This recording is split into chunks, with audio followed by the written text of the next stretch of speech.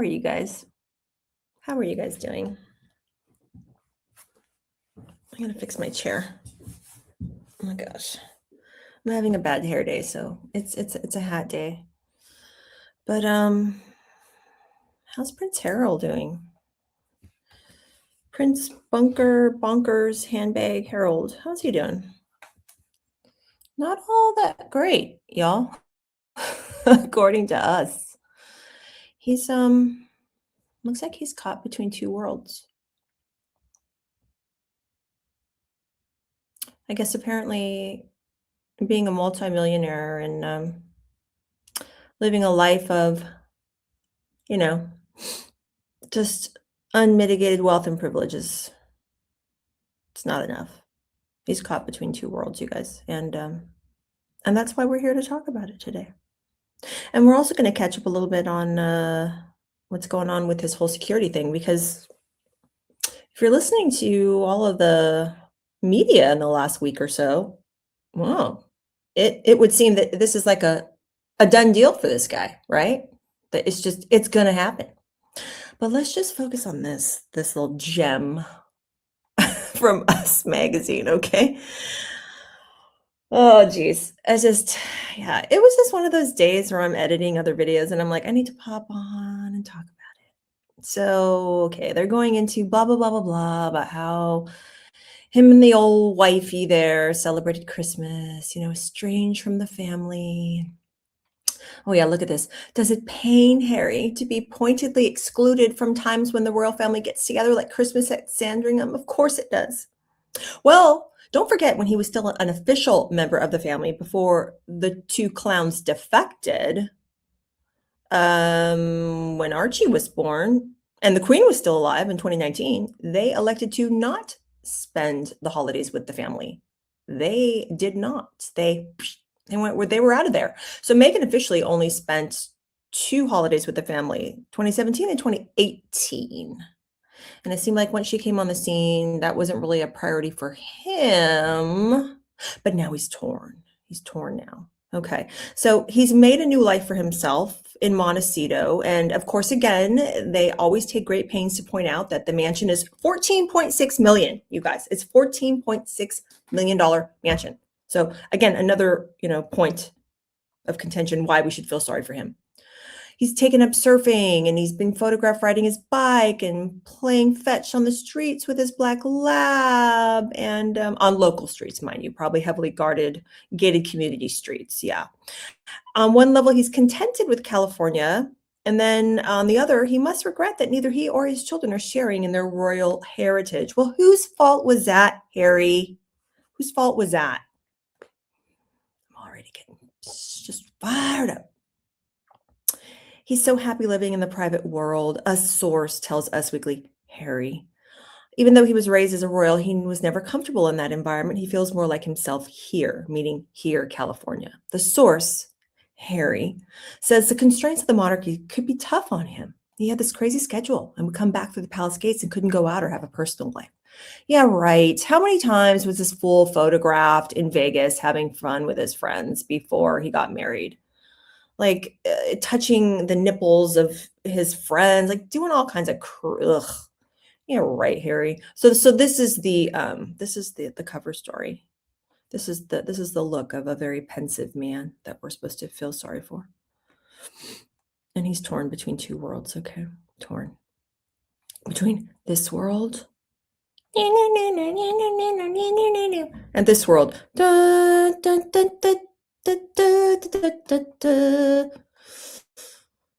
You can tell, guys, I'm just fired up. Okay, so freedom has come at a cost. 1 year after Harry and Meghan left the royal post in 2020, he was stripped of his honorary military titles. He was in the British Army for 10 years. That was extremely difficult because the military was a big part of his life. Painful for him to endure. And he notes that the Invictus Games, which the prince founded in 2014 to honor wounded soldiers, has allowed him to stay connected to that world and has been a lifeline for him. And his royal responsibilities gave him structure, gave him purpose. People often forget that Harry is at his core an army officer, says Anderson. And who's this Anderson again? I was kind of reading too fast. I don't know. Is it the author the book of the? No, it's Jamie Harkin is the author of this. Oh, royal author. Okay, well, royal author. So, yeah. Yeah. Well, he might be at his core an army officer, but he left all that behind for Meghan Markle, and did that with full knowledge of what was going on. The Queen was very, very straight with those two, in a way that I feel like they're not being dealt with now. But anyhow, so Harry's life was far more structured in the UK. He had responsibilities, he had official, ceremonies and duties to attend to. He and Meghan had been trying to find their professional footing in the States since their arrival. Da da da da da. Oh gosh, this is so boring. Yeah, of course, everything was downgraded to a first look deal with Netflix, we know that. They're also talking about how he's doing speaking gigs in Ontario, Canada at real estate conferences. Please. And then it's talking about Meghan's as ever. While the source says the glare of the Hollywood spotlight is nothing new for Harry, Anderson says he's still somewhat uneasy with it. He has suffered from crippling social anxiety. Meghan embraces that life more. Well, she never was embraced by Hollywood. She was always on the fringes. She's been trying to embrace being let into the A-lister, even the B-lister, C-lister club there, and she hasn't been able to crack the code. But crippling social anxiety, are they serious? I'm going to insert in editing a couple of pictures of these two clowns at Kris Jenner's 70th birthday party. But the picture where he's staring at the chest of a 70-year-old Kris Jenner, does that to you or to me scream someone that's suffering from crippling social anxiety? Someone suffering from crippling social anxiety probably doesn't even want to leave their house. They don't want to leave their basement. They just want to stay and participate in any type of, smoking, snorting, allegedly, activities, and just not go out. Going out to Hollywood parties where he knows there's going to be cameras everywhere, especially at an event hosted by the Kardashian family, the family that is known for cameras everywhere and letting everything all hang out. So this is garbage. I don't buy this. This is all his team trying to put this stuff out here to garner sympathy, so we'll feel sorry for him. But I'm sorry. He has all the money, time, and resources in the world to work on his crippling social anxiety with a therapist in the comfort of his own home. He doesn't have to go out to parties and be photographed and all this kind of nonsense. His inner circle has changed. I miss my friends. I've lost a few friends in the process. He's no longer close with his one-time wingman, Tim Inskip. There are reports they've reconciled. Well, apparently he treated him very badly at the beginning of Harry and Meghan's relationship, because not a lot of people really liked her, approved of her, allegedly, and he fell out. He's heartbroken. His children aren't close with his family members, and they don't have a strong connection to England. The things that my kids are going to miss is, well, everything, he told the BBC last spring. Oh, that was in the BBC May 2025 interview where he lost his court case and was denied full police protection whenever he goes to the UK. It's not like he lost it, though. Remember, they would still decide it on a case-by-case basis. He just had to give the UK at least 28 days notice when he planned to go over. But again, that's not good enough for Handbag Harold, because he has social anxiety. He's stuck between two worlds, and he has to have what he wants when he wants it. Is that McDonald's or Burger King? Was that their slogan? Have it wherever you want it. I don't know, whatever. But he basically thinks that it's like going to McDonald's and ordering a value meal and having it all the way he wants it. It's like, no, sorry. And he's upset that the kids aren't closer with the family members. King Charles could have seen those children a long time ago. This whole time, something could have been worked out privately behind the scenes had Harry really been concerned about the fact that his children don't have any association or kinship with his family in the UK. He wants a public reconciliation because he wants that recognition and acknowledgement from Charles formally in the public domain, because he feels that that's going to give him more status and more credibility again in the eyes of the public. That hasn't happened. And I think now that William and the King have hired this PR firm, he really knows it's not going to happen. That's why this stuff's coming out, because that William is going to his father saying, you cannot allow this snake, meaning this snake, into the door and my traitor brother into the door. You know, if they want to reconcile, do it privately behind closed doors. And they're so big on NDAs, make them sign stuff saying you can't talk about it in the press. You can't take pictures for your little Netflix shows. You can't, monetize the meeting, nothing. He could have done that. He doesn't want to do that. He wants it all publicly announced that they're reconciling. He wants the appearance of reconciliation. He wants the big kerfuffle in the press that the kings accepted him. It has nothing to do with him being really, really upset that Archie doesn't know his grandfather, Charles. And we're not even talking about Thomas Markle Sr. But if this one has anything to do with it, he will never see those children. That's my opinion, but it's very sad. In May 2024, he lost a legal battle for security. Actually, that was last year. Get it together, Us Weekly. That was May 25, not 24. This January, the Mail on Sunday reported that after review, the Sussexes would be allowed government protection after all. That is absolutely not true. Again, there is nothing been officially decided as of today. As of today, as of this filming mid-January, there has been no official ruling from Ravik about his government-funded police protection when he visits the UK. It's still under review. So I don't know what these fools over at Us are talking about. Harry says Anderson wants Archie and Lilibet to get to know their British relatives, especially their grandfather. Oh, please. We just talked about that. No, he doesn't. No, he does not. They're learning about Britain in small doses, but make no mistake, they're growing up Californians. Well, yeah, they are because of this one. And, if there was really, really extenuating circumstances as to why you don't want your children around their grandparents because for safety or for whatever reasons, there are situations, I'm sure, where families cannot reconcile or grandparents cannot meet grandchildren or whatever because of, maybe there's been horrible, awful abuse, emotional, physical, what have you. That's not the case here. Okay. It's infuriating. Regardless of where Harry feels he truly belongs, the public still holds him to royal standards. He's aware of the optics, but he's trying not to worry about it because he isn't a working royal, says the source, noting that it seems unfair for Harry to abide by standards set by them.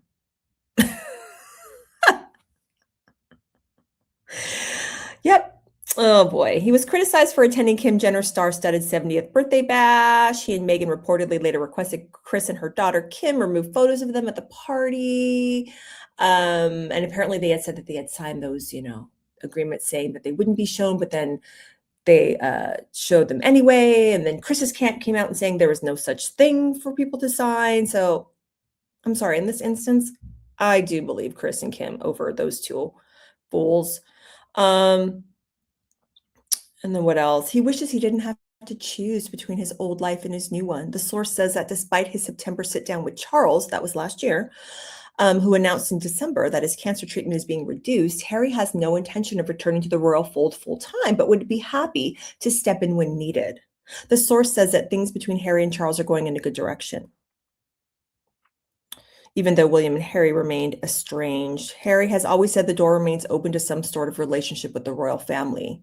But Meghan's focused on her life in Montecito, but holding out hope that he can eventually divide his time between California and the UK. Well, of course she is, because she doesn't want to go back full time. You know that Harry, if he could have his way, he would go back full time. The royal family doesn't want him back full time. And Meghan doesn't want that either because she's a coward. She doesn't want to go to Britain. She knows what's going to happen when she goes to Britain. And no, I really don't feel that they are in my opinion, they are going to be more subject to, I don't know, probably yells and tomato throwing and just bad reputation reporting in the UK press. That's what they're afraid of. I mean, people could give a crap less about these two. I mean, really. And we all know that little incident back in September that they're trying to cite as being, a stalker coming close to him. Don't all reports point to the fact that she was a Sussex Squad member? I mean, come on. I mean, this is just ridiculous. But yeah, he wishes he didn't have to choose between his old life and his new one and all. Well, you already made the choice. Choices have consequences. You need to deal with it. And what I think is happening is, the Queen told him no half in, half out. But now that the Queen is gone, may she rest, he wants to work on his old man. That's what he wants to do. He wants to work on the king and, keep peppering him and needling him until he just gives in. Because he knows that his father is in an unfortunate position.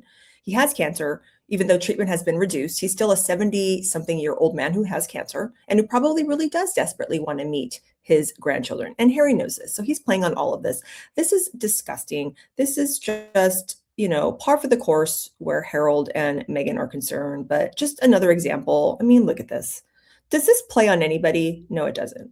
No, it does not. It just makes everyone sick to their stomach. So I've had enough of this tool bag. Let's talk about what old Megsy's doing these days, because it is quite funny. It's quite funny.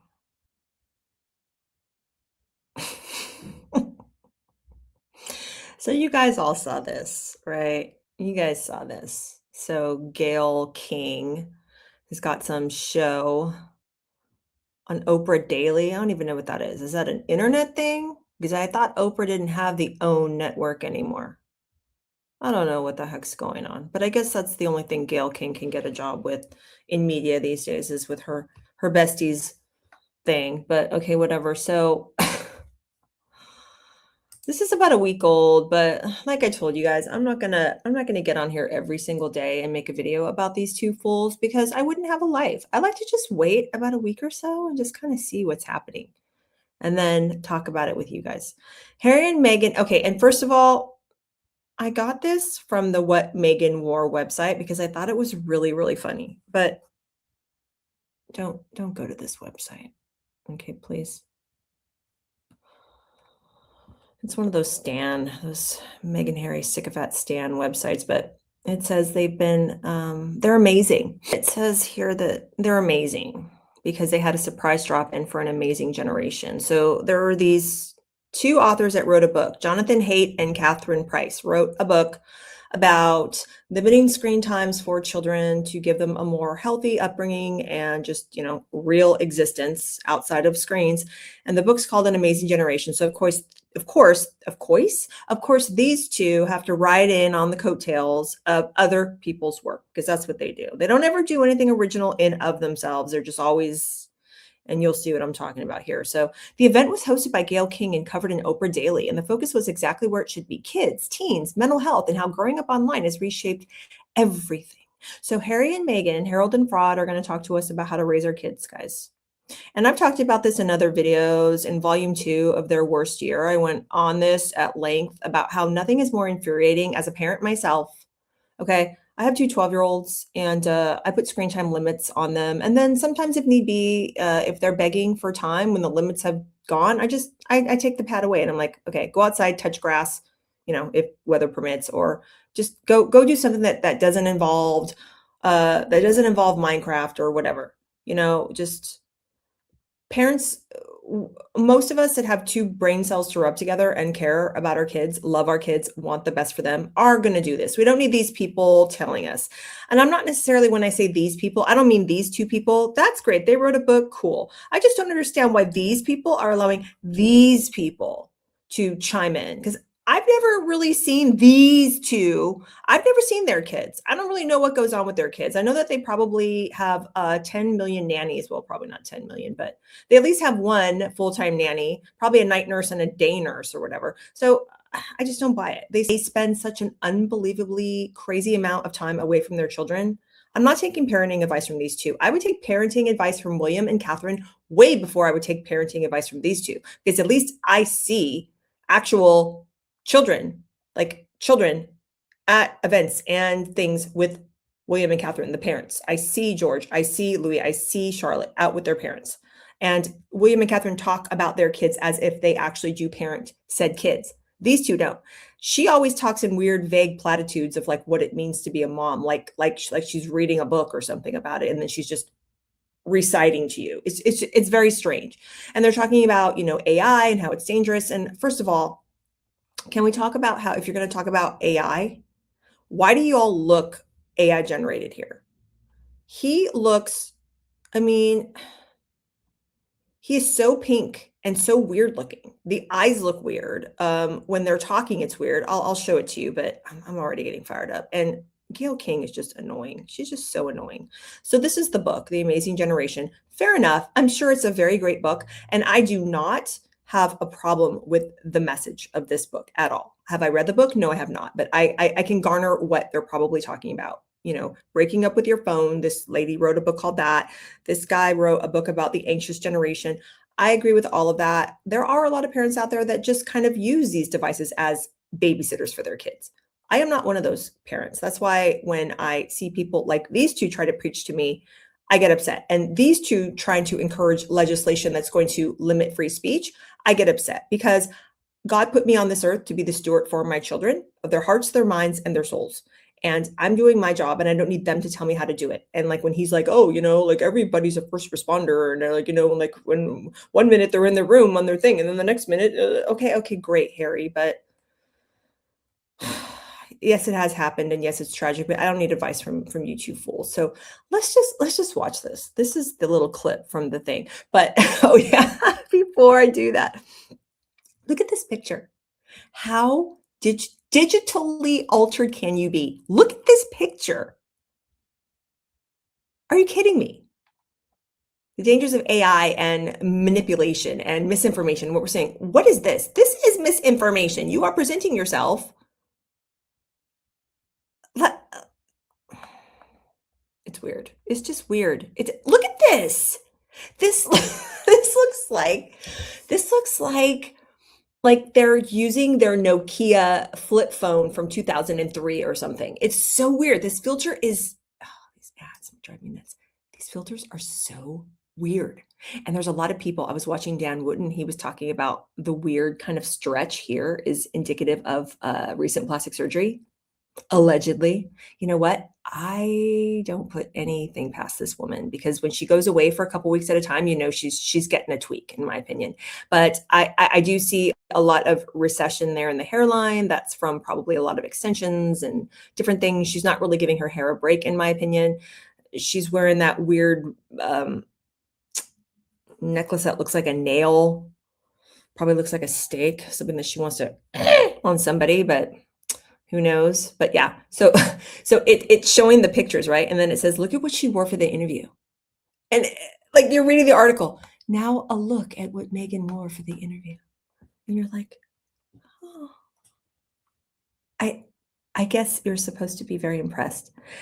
Do I think it's a pretty color? Yeah, I do. It's probably a very nice sweater.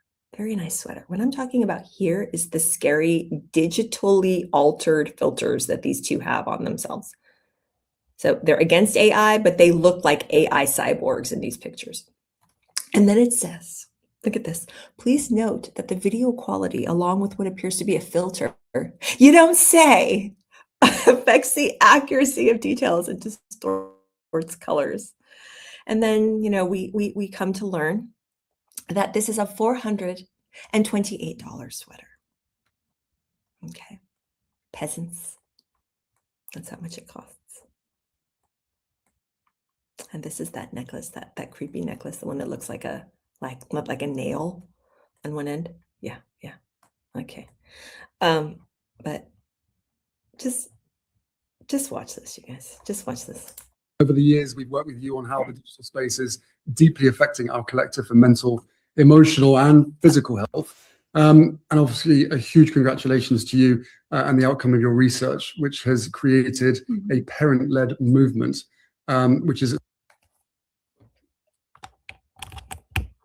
Again, this is all somebody else's research that they're piggybacking off of.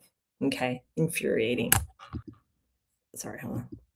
Astonishing and much needed. And that we're proud to be a part of. Yeah, hugely. Yeah. And your insights have been incredibly valuable over the years for our work with parents who have lost their children to online harms.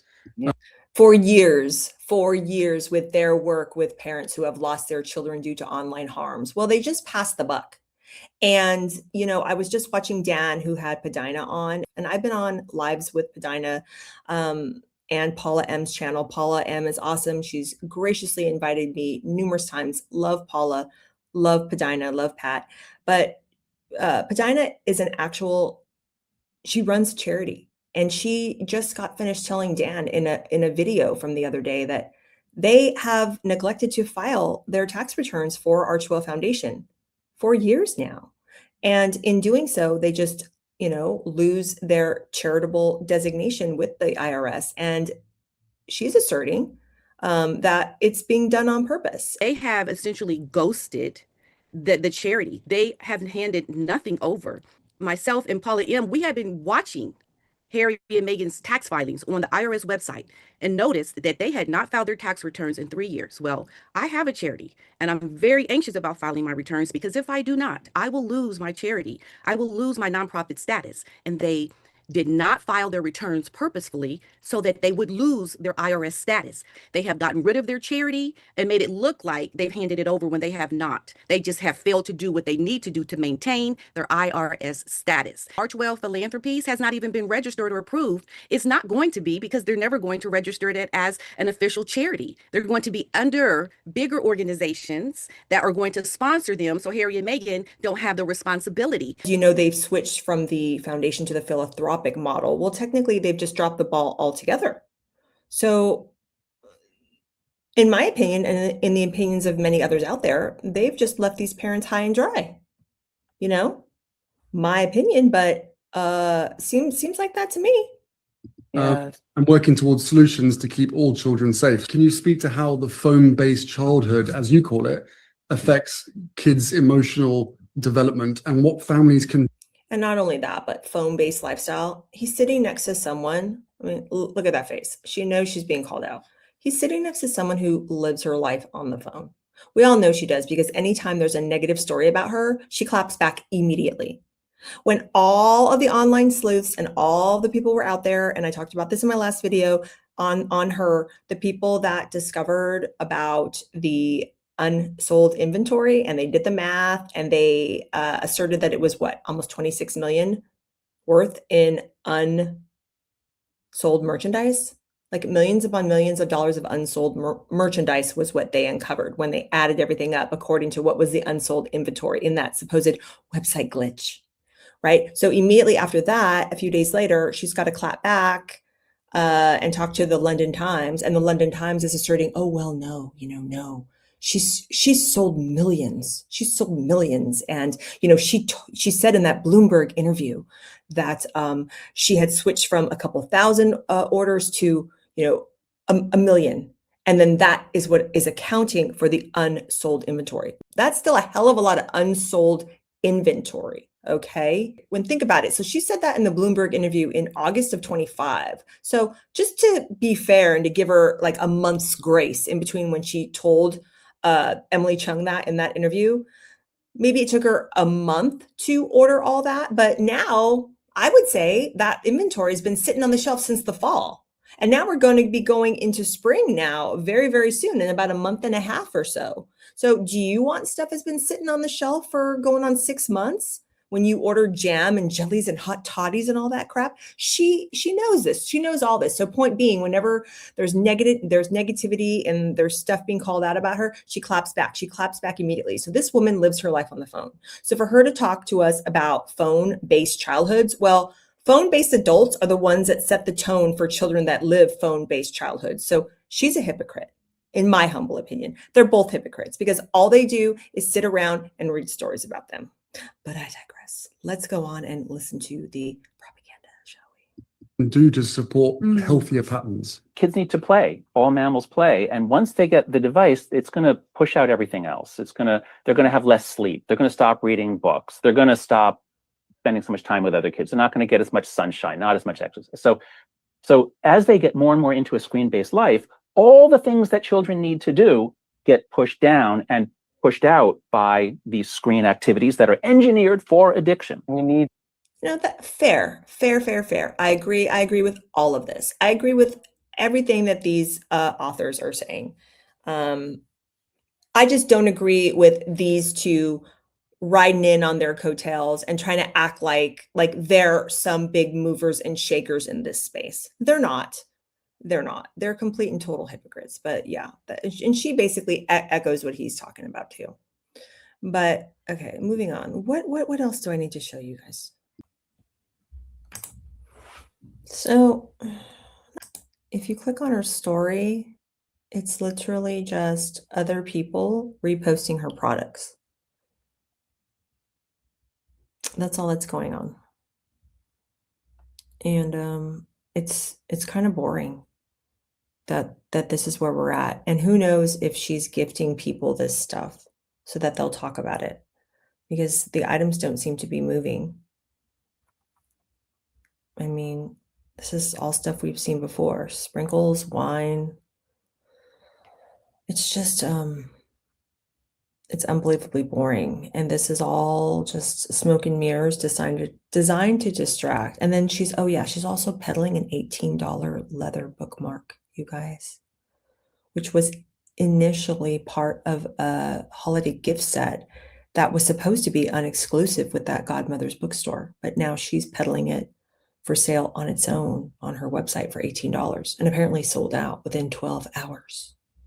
Was it 12 hours or 12 minutes? Something like that. Either way, I'm not impressed. A bookmark? Fell asleep here. Well, you're asleep in your life, Meghan, because you're focusing on all the wrong things. You know, your husband is desperately trying to get security back, and this is what we're doing. And you know she doesn't want him to get the full-time protection back, because then that's going to hold her to task. And she's going to have to come up with some really good excuses why she doesn't want to go back to the UK, because I don't understand why her husband is so gung-ho about it. If he didn't think that she was also in his corner backing it. It's all very weird. There's so many different ways you could spin this as to why she wants it back so badly. But it doesn't really make sense to me. Not a whole heck of a lot of sense.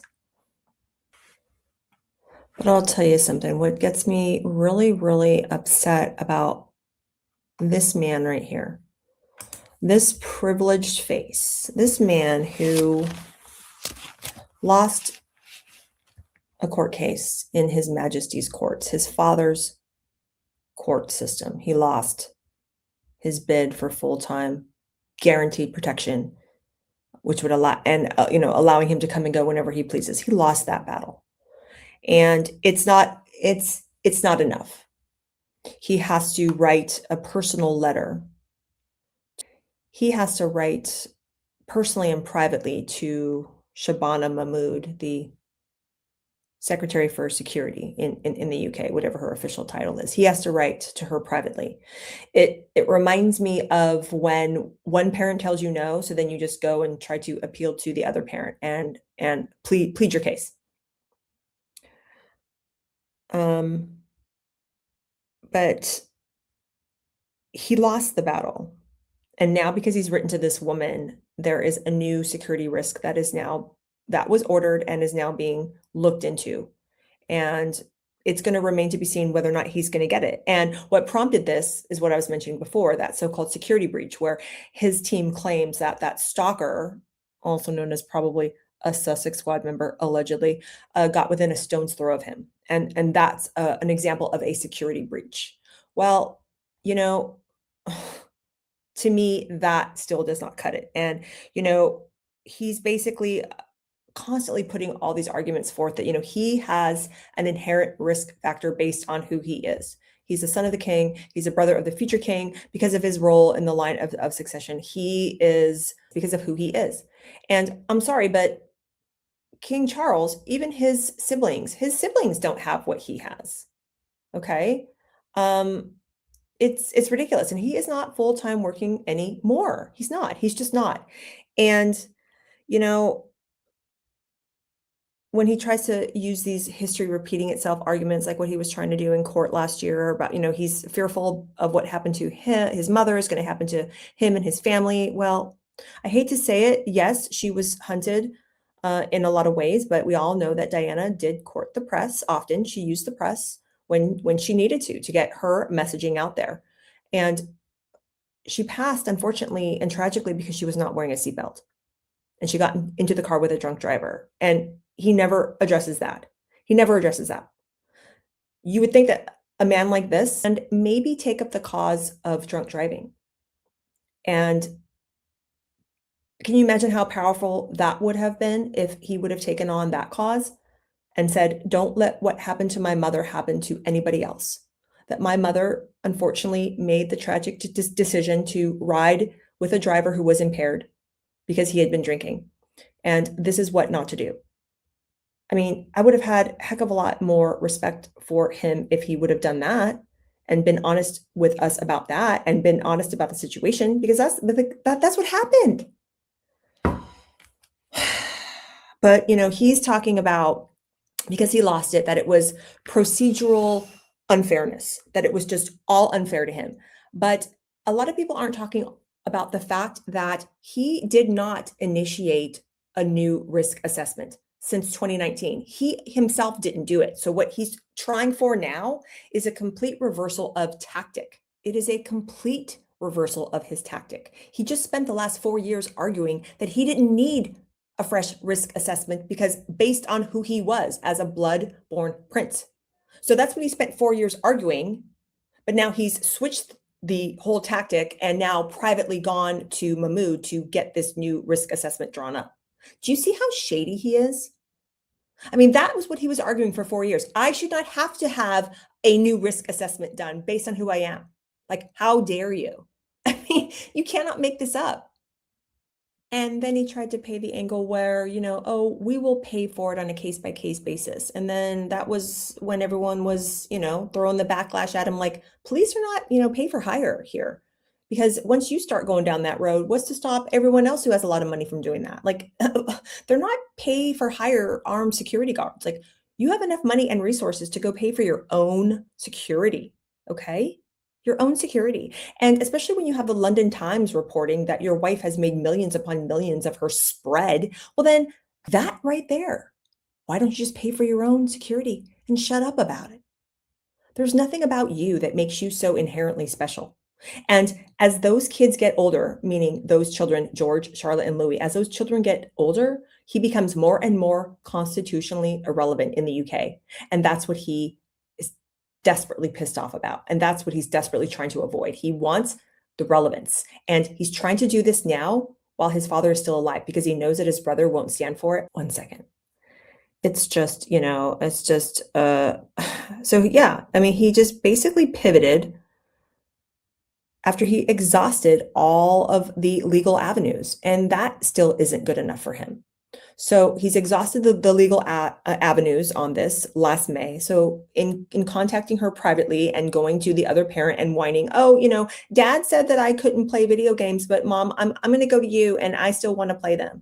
I mean, that's basically what he's doing. So if he does get this back, he's going to really tick off a lot of people. There's going to be a lot of really upset people in the UK, and there's going to be a lot of upset people all over the world whenever these buffoons decide to travel. I mean, so you can go to, Colombia and Nigeria, countries that the official U.S. Department of State guidelines advise American citizens, at least in my country, they advise American citizens, don't go to these countries. They are unsafe. But he can go, right? It's totally fine for him. Mind you, yes, he had something worked out with the government and he was invited and went, but still, like, what kind of message are you sending? So you're going to the Ukraine, you're going to Colombia, you're going to Nigeria, you're going to places where, Nigeria is a place where Christians are being massacred en masse. No one in the mainstream media is talking about that. And like this man, member of the Church of England, sure as hell ain't going to talk about it because, he's a woke joke. But it's like, it's just so ridiculous. So yeah, so he pretty much figured out that the UK courts weren't going to grant him automatic status just based on who he is, and he didn't like it. So he's going to go run to Mahmoud there. So let's see what happens. He's due back in the UK this coming week because he's got that ongoing litigation with the what are the Associated Press or something, the news, Associated News, whoever they are. He's been fighting them forever. And he's he's millions of pounds in the hole with his lawyer for that if he is found liable, if he loses that case. So that should be very interesting. But yeah, I just had to turn on the computer because I'm just looking at this face and I'm like, really? All the money, all the resources. This man has all the money, time, and resources in the world to really go out and affect some change and good in the world. He could, but he doesn't want to. I don't ever really buy the whole shtick that he's trying to pull, that he was suffocated in the family. I don't think he felt suffocated in the family. I think he liked his status and position in the family. And he also used to love the fact that he was one of the most popular royals. Him and the Queen for a very, very long time were the two most popular royals. But you didn't see William acting a fool and all jealous and crazed, half crazed the way that this guy does now that his brother and his brother's beautiful wife has eclipsed him in popularity. But I don't buy that he felt stifled. And I think that the palace did a really great job of covering up who this petulant man-child really was. And now that the palace doesn't play his games anymore and don't, cover up for him, although I feel that they do cover up for him still in some regards, because his father is still the king and, loves his son. But yeah, I think that he enjoyed being a royal. And I think that he felt that he was so popular that he could go to the Queen back in, that summit in Sandringham back in January 2020 and just say, this is what we're doing. And this is what we've decided. Because remember, they put out on their Sussex Royal website their whole plan to basically be half in, half out and do what they want and work for the crown in, that capacity and then go and pursue whatever they wanted to do. And that's when the Queen put the kibosh on all that. And I don't think he was foreseeing that. He was not prepared for that. So that is what we're seeing in the last 6 years. The rage from that, the rage that these two have been dealing with since they were told no. So let's see what happens. But let's just all breathe collectively and realize where we're being told no in our own lives. And should we be gracious and accept no? Sometimes we really should, even as adults, sometimes we're told no, and for good reason. We're told no in our jobs. We're told no in our relationships. There's so many things. Sometimes in our prayers, even we're told no. We could be praying for something and praying for something and praying for something, but God's giving us a no in what he's not granting, if that makes sense. So let's learn to accept the no's, because if you don't accept no and you don't have a little bit of humility and respectability and grace, this is what happens. Okay, so that's all I got for you guys right now. I'm going to go back and continue to edit some videos that I've got for you, the last episodes of the Errol Flynn Slept Here series. And I just wanted to take a couple quick minutes and thank you guys so much. A lot of you that responded to the post that I made. I was a little frustrated talking to you guys about some of my non-royal videos here on my channel and how they just don't get the love, but how I just love creating them. And I was just really at a crossroads in my creative, endeavors and my creative mindset behind the scenes, kind of struggling with what should I do, what shouldn't I do. But I wrote a long post. If you're interested, go check it out. But so many of you guys were so kind, so just gracious. And I actually was crying and tearing up on some of these comments that you left me, because it just told me there are just so many great, wonderful, supportive people in the world. So when I feel like I'm alone in whatever that I'm doing, creatively, I'm not. You guys are here and you're listening and you're appreciating. And I really, really value you and I appreciate you. So yeah, thank you guys so much. And so yes, thank you so much. Like if you like the video, subscribe if you haven't subscribed. I've noticed that my subscriber count is going down, and there's a lot of rumors out there on YouTube right now that YouTube's really cracking down on bots, that the algorithm's changing, that they're prioritizing some channels over others, whatever. But just check if you're subscribed. If you have subscribed, check that you're still subscribed is what I mean. And if you're not subscribed, I invite you to come join me here on my channel and in my videos. And yeah, that's all I got for you today. Hopefully that's all Harry has for us for the next couple of days, because, we're all going to hear about it next week when he lands in London. And you know what? I was thinking, I wonder if he's going to try to take something that happens when he's in London and blow that out of proportion and use that to say, oh, see, this is why I need security. I don't put anything past this man. And especially when he's got this one whispering in his ear all the time. But anyway, I've babbled on so too long, but I love you guys and I will talk to you very, very soon. Bye.